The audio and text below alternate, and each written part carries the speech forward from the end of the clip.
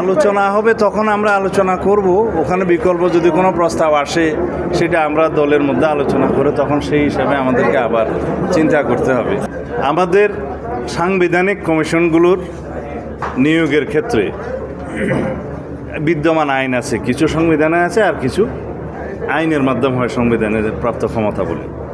সেই আইনগুলোকে আমাদের সংশোধন করতে হবে, আরও বেশি শক্তিশালী করতে হবে। যেমন নির্বাচন কমিশন নিয়োগ গঠন সংক্রান্ত যে আইনটা আছে, সেই আইনে আমরা নিজেরাও সমালোচক।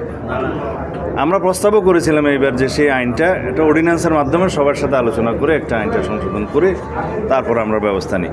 তো যেহেতু এখন নির্বাচন কমিশন গঠন হয়েছে সার্চ কমিটির মাধ্যমে, সেটা যেহেতু কাজ করছে, ভবিষ্যতে নির্বাচন কমিশন গঠন সংক্রান্ত এই আইনটা পার্লামেন্টে আলোচনার মধ্য দিয়ে অথবা এখনই সবার সাথে আলোচনার মধ্য দিয়ে একটা শক্তিশালী আইন আমরা করতে পারি, যার মধ্য দিয়ে প্রতিষ্ঠা পাবে একটা স্বাধীন নিরপেক্ষ নির্বাচন কমিশন।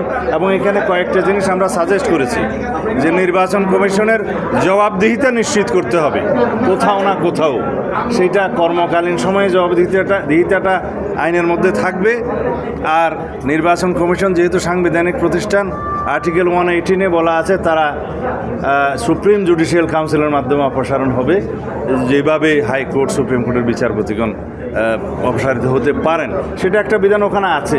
কিন্তু আমরা মনে করি না যে হাইকোর্ট সুপ্রিম কোর্টের জাজেসদেরকে সুপ্রিম জুডিশিয়াল কাউন্সিলের মাধ্যমে শুধুমাত্র অপসারণ হওয়াটা একটা শাস্তি, এটা মনে করি না। এটা আমাদের রাজনৈতিক জীবনে একটা অত্যন্ত আনন্দের দিন, কেননা দীর্ঘদিন ধরে বাংলাদেশের গণতান্ত্রিক রূপান্তরের জন্য নতুন একটা রাজনৈতিক বন্দোবস্ত প্রতিষ্ঠার জন্য আমরা লড়াই করছি।